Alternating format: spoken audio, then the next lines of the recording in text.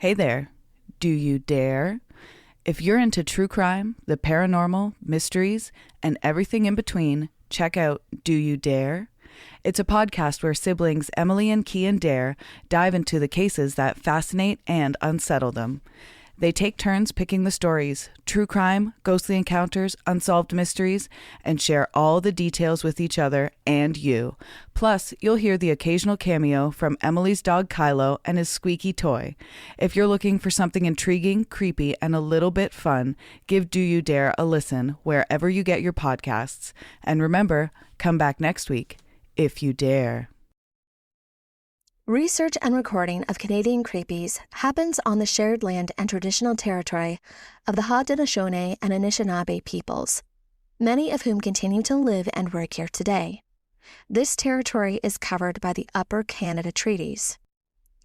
A key treaty governing this territory is the Dish with One Spoon Agreement. This treaty between the Anishinaabe, Mississaugas, and Haudenosaunee people binds them to share and protect the land.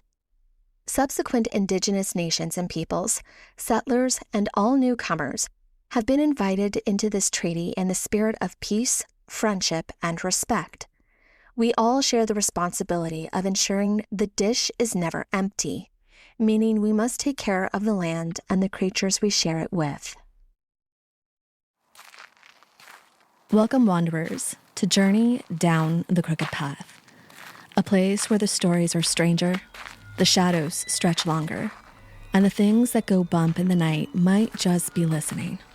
I'm Amanda Joy, your guide into the eerie, the forgotten, and the downright bizarre. Here, we step off the well-lit roads of Canadian creepies and venture into the murky corners of history, folklore, and the unexplained, where the whispers grow louder and the truth is never quite what it seems. So let's take a deep breath, watch your step, and whatever you do, don't look back. Once you start down the crooked path, you never know what might follow. You're near the water. It's a big, beautiful lake, and the whole place feels so familiar. The road coming in is narrow, with houses set close to the shoreline. The weekend sounds carry easily. Someone working on small repairs, a screen door closing, a radio playing from a porch somewhere. A few docks reach out from yards, each built at different times, so none of them share the same shape or height. The mills nearby run on steady routines, and everyone who lives close gets used to that background noise. Families show up when the weather warms, and the same groups return each season. It's a part of the regular stops, not something they plan around. Someone might get pulled in after work or during a slow afternoon because it's close, familiar, and it feels mostly safe. This sounds like just a regular place, something ordinary, a drive, a chore, a quick pause before heading home. Nothing that draws attention, just a moment that happens beside a beautiful lake. And that is Lake Utopia. Lake Upton sits in eastern Charlotte County, New Brunswick, and its southern edge is about 1 kilometer from St. George. The lake stretches for close to 7 kilometers. A deep natural canal links it to the Magagwagavich River, and that connection plays a role in how the water moves through the system. A hydroelectric dam in St. George controls the flow, so the lake's level rises and falls throughout the year. Mixed Acadian forests surround most of the shorelines, and for a long time, the area held a mix of older camps and larger summer places, but over the last decade, more year-round homes have gone up. 6 islands sit within this lake, all privately owned, each with seasonal cottages. When winter settles in, the surface freezes across almost the entire lake. People from the region use Lake Utopia for swimming, boating, and fishing. Smallmouth bass, trout, perch, and river eels are the most common catches. On the western side, there's a stretch of natural sand that's known as Canal Beach. It runs for about half a kilometer, and it serves as one of the main swimming spots. On the northern side, there was once a smaller swimming area that was called Scouts Beach, and there are some locals that still refer to it by its older name, Frowley's Beach. Then on the eastern shore, there is an area that residents refer to as the Bluff. Lake Utopia looks like an ordinary lake when you first see it. The shorelines, the docks, the houses, the boats, just a typical looking lake. Most days it passes without anything out of place, but the stories connected to the water come from something below the surface, something that can be described as monstrous. The legends around Lake Utopia go back long before Europeans showed up in the area. Earlier accounts from local Indigenous communities describe hunters in canoes being chased across the lake by something huge, moving fast through the water. In fact, the story says that it chased them the entire 7-kilometer length of the entire lake. By the late 1700s, these stories were already being passed through the new settlements, and the idea of a creature living in the water spread very quickly. Over time, people started calling it Old Ned, and the descriptions that came had a lot of overlap. Reports described a long, heavy body moving just under the surface, sometimes compared to an oversized eel or something with a serpentine shape. Others said that it looked more like a bulky, whale-like animal with no visible teeth, almost like a herbivore. Length estimates were all over the place as well, but many put it at well over 10 meters, with a few going much higher. As the stories reached nearby communities, people wanted to see it for themselves. Fishermen went out with nets and heavy lines hoping to catch whatever was out there, but nothing ever came of those attempts. Yet, sightings kept happening, especially during the early thaws when the ice started to break apart. That's when people said that the creature surfaced closer to shore, giving them a better look. People said that it was easy to tell when it was coming. You would see a dark body moving slowly in a rolling motion, sometimes showing just enough of its head. A few claimed that they saw sharp teeth and even blood, although those details are never consistent. Others focused on the color and often describing it with dark red scales, though, again, that can change depending on who you asked. The one thing everyone did agree on was pretty simple. There was something big in that water, and it wasn't something that anyone would ever expect to see in this lake. By 1867, Canada was arguing its way into Confederation, and Lake Utopia had its own drama playing out. A small group of sawmill workers claimed that they saw something huge thrashing around in the water. They estimated it at roughly 30 feet long and 10 feet wide. Word spread fast, and over the next few days, more people said that they saw the same kind of creature moving through the lake. Then, everything went quiet. But the quiet didn't last for long. The following year, a reporter from the St. Croix Courier said that he and a friend were out fishing when the creature surfaced again. Their account kept the story alive, and it didn't take long for it to reach inside the region again. By October that same year, Harper's Weekly picked the story up. They ran a piece claiming that the creature, which they called a wonderful fish, had been killed in Passamaquoddy Bay and linked it back to Lake Utopia. The article described it as a mysterious sea serpent, but the details didn't exactly line up with that description. It mentioned a dorsal fin and a flat tail, both features that you would expect to see on a shark. The illustration that they printed alongside the article didn't provide much insight either. It showed something that was shaped like a shark, but with dog-like legs attached to the body. It looked almost cartoonish, and it didn't look anything like something you would see actually come out of the bay. Most researchers today think that the wonderful fish was a baskin shark. They are the second largest shark in the world, and while they look intimidating, they're actually really harmless and slow-moving. Male baskin sharks also have two claspers on the underside of their bodies, basically a pair of reproductive organs. And if someone didn't know what they were looking at, it's not hard to see how an illustrator might have mistaken them for legs. For a while, it looked like the Lake Utopia creature had disappeared. There were no new sightings, no new stories, nothing. Then about 5 years later, a group of the Walstikiyik reported something large moving behind their canoes. They described a massive head, a wide jaw. Over the next few days, people around the lake said that they saw the same kind of thing. Big, fast, and close enough to grab their attention. Again, the activity didn't last long. After a second summer of sightings, a lot of people started keeping their distance from the shoreline, and things went quiet again.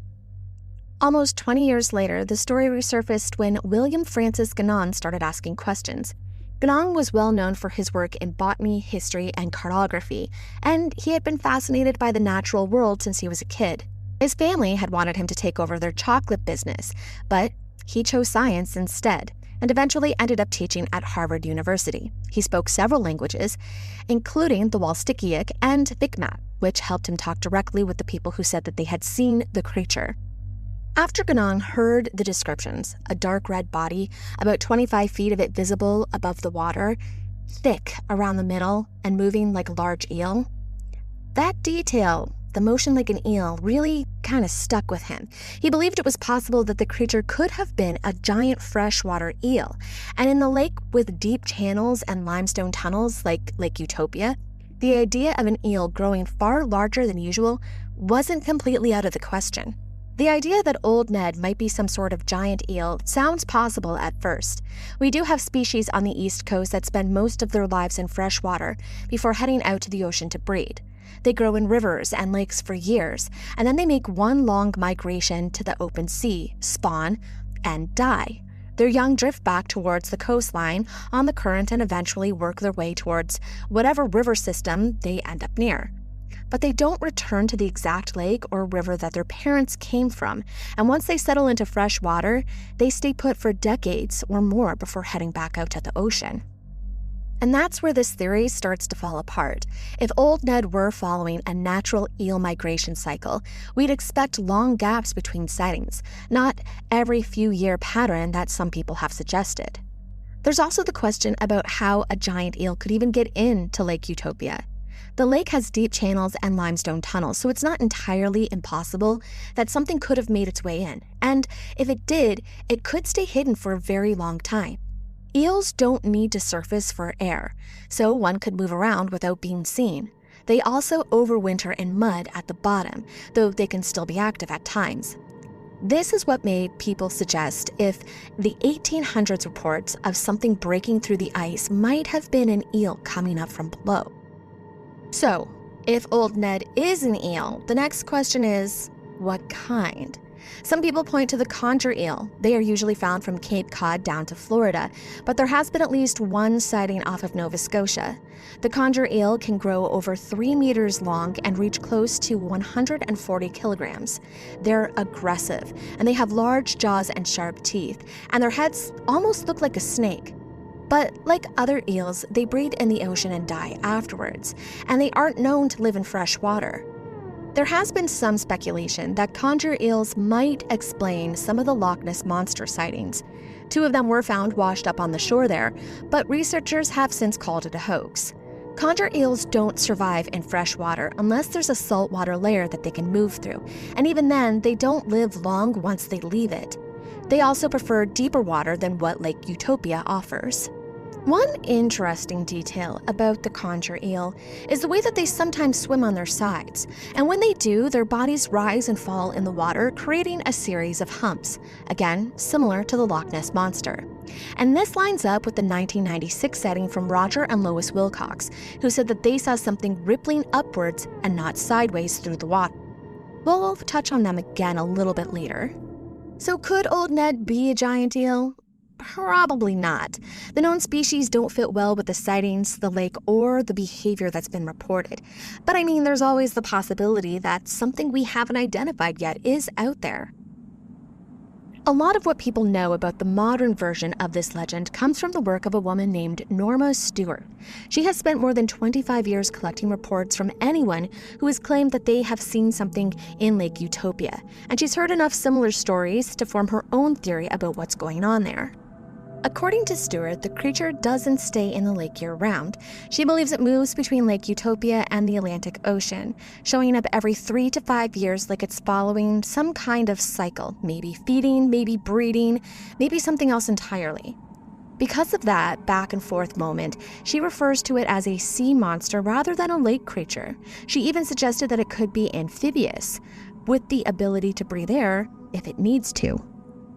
The idea isn't totally out of left field because, again, Lake Utopia connects to the ocean through that system of underground tunnels, so a large animal could theoretically bypass the dam at St. George and make its way into the freshwater system. And if the creature really is migratory, that would answer one of the biggest arguments that skeptics have made: the claim that the lake this size could not support something that large for long periods of time. As for Stewart, her last documented sighting came in 2000, and she stood by her belief that whatever people were seeing wasn't trapped in the lake. In her view, it comes and goes on its own schedule, and Lake Utopia is just one of the stops along the way. But if this is true, why hasn't it been reported elsewhere? For 78-year-old Jack Keelson, Lake Utopia's story isn't just something that people talk about. It's something that he actually lived. Back in 1953, when he was just 13 years old, he was out fishing with his dad Rupert near Cannonball Island. The lake at that time was quiet, nothing unusual, until something broke through the surface really hard.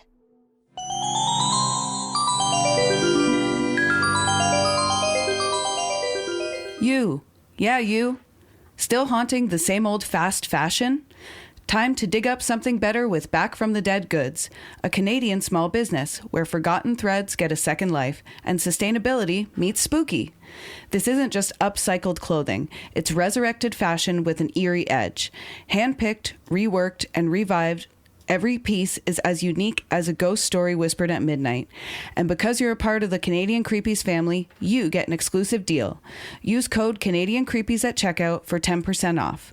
Find them lurking on Instagram, Etsy, and Poshmark. Links are in the episode description. Give your wardrobe a second chance at life, if you dare. Looking for your next obsession? The Creators Collective Podcasts is your gateway to the dark, the chilling, and the downright fascinating. We're a community of independent podcasts with one goal: to share the best in true crime, paranormal tales, folklore, and unexplained mysteries. Whether you crave cold cases that won't stay closed, haunted histories that refuse to be forgotten, or stories that make you sleep with the lights on, there's a show waiting for you in the collective.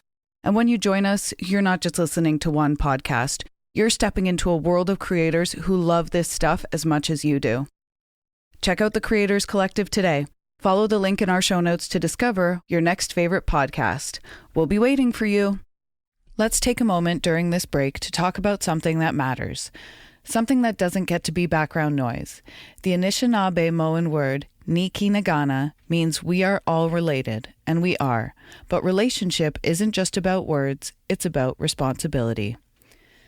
Canadian author Naomi Klein once said, "It is not enough to say that we live on Indigenous land.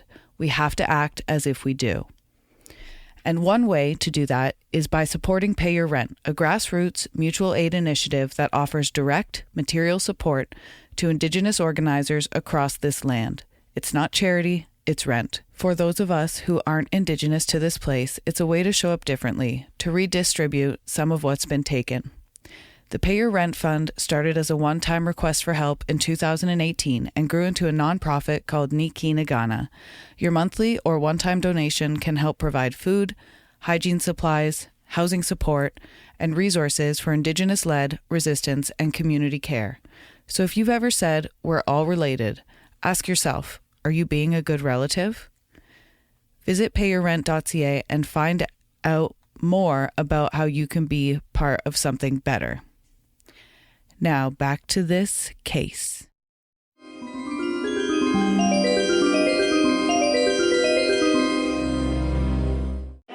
Jack still remembers his dad's reaction. Rupert had told him that it looked like a sea monster, black with a tail shaped almost like a dragon's. Jack got so worked up that he dropped the oar right out of the boat. His dad ended up casting a line to snake it back before it drifted off too far. Jack never saw the creature again, but he said that other people did. His cousin Earl Hatt is one of the few people who still remember seeing it. Of course, Jack's dad, being a father, tried to give him a more practical explanation. He thought that it might have been a group of eels moving through during mating season, but Jack's grandfather, Will Hatt, didn't buy that explanation at all. He was convinced that it was in fact a sea monster, and Jack says that that's the version he heard most growing up. The older folks around the lake have talked about it like it was just a part of this place. Lake plus sea creature. There are a few older reports that don't get talked about so much anymore, but they're still important to the story. In 1872, the Canadian Illustrated News wrote about a hunting party that went out onto the lake to try and catch the creature. They didn't find anything, but the fact that people were willing to look for anything at all says a lot about how serious the locals were taking it. That same year, the Dominion Gazette published a piece saying that the people who lived around Lake Utopia believed a huge fish or serpent had made its home there. They reported seeing it stretched out on the surface, calm enough to look like a pine log. After that, the reports jumped forward quite a bit. In 1969, the St. John Evening Times-Globe interviewed Mrs. Fred McKillop from St. George. She said that she had seen something 18 years earlier. What she remembered was a huge black shape moving up and down in the lake, turning the water hard enough to throw up waves. At first, she thought it was a rock until it started moving. In 1982, a worker from the nearby paper mill was outside on a break when he saw something surface. He said it came up almost like a submarine, with water spilling off the sides. He only caught a hump, or maybe part of a long body, before it slipped under again. That same year, Sherman Hart and several family members reported seeing a creature with a 10-foot hump and spray shooting off both sides as it moved. Sherman said that it was massive and that he couldn't make sense of what he was seeing. Then in 1996, there were more sightings.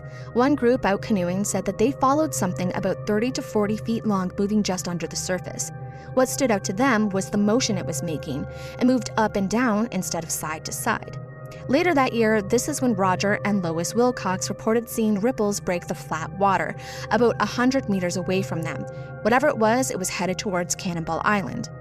Roger, a retired military airman, estimated it at 40 to 50 feet long and said he saw a hump rising and falling about 5 feet out of the water. He tried to figure out if it could have been a porpoise or an eel or even an otter. In the end, he said he didn't know what it was. And according to St. Georgetown manager and local historian Jason Gadet, the report slowed down in the early 90s. People still talk about seeing things, but nothing like the activity from the earlier decades. There's another theory about lake monsters in general, and it's one that a few scientists have started looking at more seriously. Some think creatures like the Loch Ness Monster might actually be an oarfish, and they've pointed out that Lake Utopia shares a few things in common with Loch Ness. Both lakes sit between 45th and 15th parallel, and both are close enough to the ocean that something could, in theory, move between the two. The big difference, though, is the depth. Lake Utopia is shallow compared to Loch Ness, and oarfish are known for living in very, very deep water. They're usually found about 1,000 meters down. They're often referred to as doomsday fish as well, because we often see bodies wash up before big, catastrophic events. Often, they're found near the coast of Japan. So, if oarfish only like deep water, why even consider an oarfish when it comes to Lake Utopia? Well, they're long and eel-like. In fact, they are the longest bony fish in the world. They grow more than 15 meters and weigh over 300 kilograms. They live in temperate and tropical oceans and are rarely seen. When they do show up, it's usually because they've washed ashore after a storm or they're struggling near the surface. There was actually a possible sighting off the coast of Nova Scotia in 2003. A lobster fisher reported seeing something unusual, and Andrew Hebda, a zoology curator at the Nova Scotia Museum of Natural History, said an oarfish was the closest match to what this fisherman saw. He also added that there was a chance it could have been something we haven't yet identified. To figure out if an oarfish could even make it to Lake Utopia, researchers reached out to two experts. Bob Robbins from the Florida Museum of Natural History said oarfish don't enter fresh water. When they are seen near the surface, it's usually because they're sick or dying. Tyson Roberts from the Smithsonian Tropical Research Institute agreed. He said that they avoid areas with large amounts of fresh water. Based on that, an oarfish making its way through any underground tunnel into the lake seems highly unlikely. There is, however, one detail that has kept this theory alive for some people. Oarfish have a long red dorsal fin that runs along the top of the body. William Francis Gannon wrote down a description from a sighting that happened about 20 years earlier. The witness said the creature was dark red and about 20 feet of it was visible above the water. They also said that it moved like a large eel. Some people have wondered if that red color could have come from the dorsal fin of an oarfish. And once again, this brings us back to the 1996 sighting by Roger and Lois Wilcox. Remember, they said that they saw what looked like humps rising from the water, moving up and down instead of side to side. People have tried to explain this as otters or seals, but oarfish swim in a way that creates the same effect. Their dorsal fin moves in a wave while the rest of the body stays straight, which can make it look like the creature is forming humps as it moves. So, again, we ask, could Lake Utopia creature be a large oarfish? While there are a few details that line up, the biology doesn't. Everything we know about oarfish suggests that they wouldn't survive in fresh water and couldn't even enter it in the first place. Another idea is that Old Ned might be a giant sea turtle. People bring this idea up every now and then, but it doesn't really match with what witnesses have described. There's nothing about a turtle, even huge ones, that line up with the long rolling movement that people have discussed. The same goes for groups of seals or otters. Interesting to consider, but it just doesn't fit the reports. Ultimately, this leaves very few possibilities that people take seriously. Some think that Old Ned might be an unidentified type of whale or another kind of marine mammal that hasn't been documented yet. Others have wondered if it could be something left over from a prehistoric line of animals that managed to survive in a place like Lake Utopia. And of course, there's always the option that the whole thing is just a story that people have kept alive for generations, and there isn't any real sightings. After all, there is no conclusive evidence for the existence of this creature. Some people speculate it as an otter, a beaver, logs, a ball of freshwater eels, a large fish, or some other known animal. Eels do live in the lake, but nothing of that size has ever been captured. Theories abound about what it might be, and for a long time, the mystery of Lake Utopia monster remains just that, a mystery. Now, back in 1997, Norma tried something that she thought might finally give proof of existence. She put up a $1,000 reward for anyone who could bring in a clear photo or video of the creature. She figured if people were in fact really seeing something, someone had to catch it on camera eventually. But to this day, no one has ever come forward. And so the mystery just sits there, and Norma hasn't let it go. After decades of listening to people tell her what they saw, she still wants answers. But here's the reality. If anything was living in Lake Utopia back then, it probably didn't make it through the Second World War.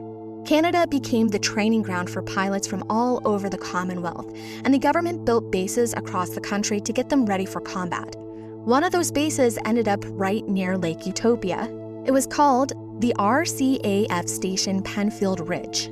The place had around 40 buildings and was used to train bomber crews. And when those pilots needed a target to practice on, they picked Cannonball Island, that same little island that has showed up in so many of the Old Ned stories. And so, for 4 straight years, that little island was getting hit over and over during bombing runs. The noise, the shockwave, the constant activity. If there had been a giant eel or even a shark or any kind of wonderful fish living in that lake, it's hard to picture it getting through that. There have been a few sightings since the war, but nothing as steady like the stream of reports coming from the late 1800s.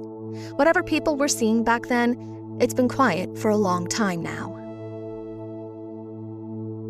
Thanks for joining me for another walk through Canadian's darker corners.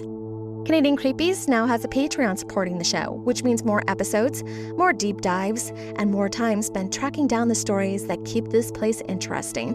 If you want to follow along in between episodes, Valerie runs our socials on Instagram and TikTok at Canadian Creepies and Radio Valerie. She posts behind-the-scenes clips, location photos, and early hints about what's coming next. And if you want even more haunted history and folklore, check out my other show, Down the Crooked Path. It's also on Instagram and TikTok as well, with a steady stream of strange places, old legends, and the kind of stories that never stay quiet for long. Come say hi, send in your own encounters, and help us keep the weird alive. Until next time, stay curious and stay creepy.